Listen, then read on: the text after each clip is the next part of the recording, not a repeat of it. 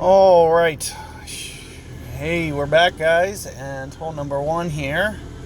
One brief update that I just want to give you guys for this hole is those trees on the by the green are now in play. So if you're going for the green and miss left and happen to run through them, they will be in play in the rough now. You can't go through them.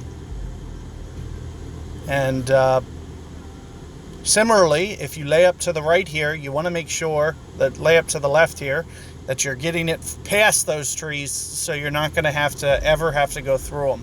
So now if you're shortening that bunker, you're going to have to always hit curl shots or, bend it around the corner in order to get through this hole. You really can't afford a short drive because these are the trees that I'm looking at. They are now objects. You can no longer go through them. So if you miss your left going for the green there, if you miss, you could end up costing yourself. But aside from that, make sure that if you're teeing off on this one, that you're getting it up here far enough that those trees aren't going to be in play for you. So see here, you're going to see me set up for a position shot to where I have a very nice angle to go at the green and potentially go for the hole out here.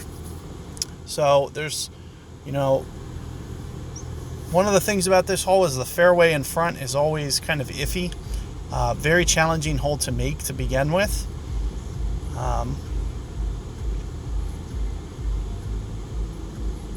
Aside from that,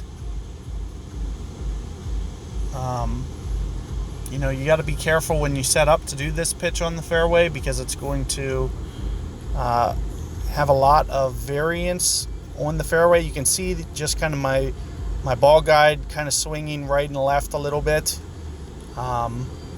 Ideally, it'd be nice to not have that.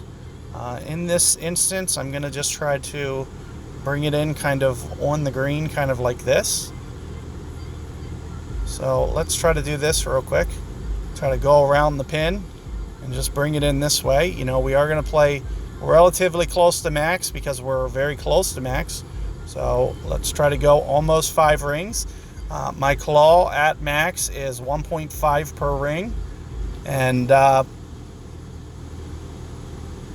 I'm going to play it very close to max. And as you can see, I was able to get the pitch. So had to just miss the pitch. Had to just miss the pin to get it around there and get it to come back. Keep in mind that I put that right spin on because it was a left wind and it was going to really help get the ball back on line to kind of counter the effects of that side wind. So you will similarly have to do that if you're ever in a side wind. If my wind was the other direction, I would have just went straight backspin. But keep in mind that you got to bend it around the pin and then kind of cut it back towards the hole. So that's kind of your technique, your tip for doing more of a backspin approach to actually getting it to go in. One of the best pieces of advice I can give you is, you always got to think about how it's going to cut back. And in the instance where you're trying to cut back against the wind, you need to put some kind of side spin on. But aside from that, just try to make sure that you don't hit the pin and kind of get it out to the side and then just jerk it back. Like I said, conversely, if the wind was pointed the opposite direction, I could go more with the green and just let it naturally use the wind effect to kind of bring it around to the right because it's going to change the way that it comes in on the ball guide. It'll come in and use those wind effects and kind of create its own right spin, for instance. So good luck with that new hole and catch you guys on the next one.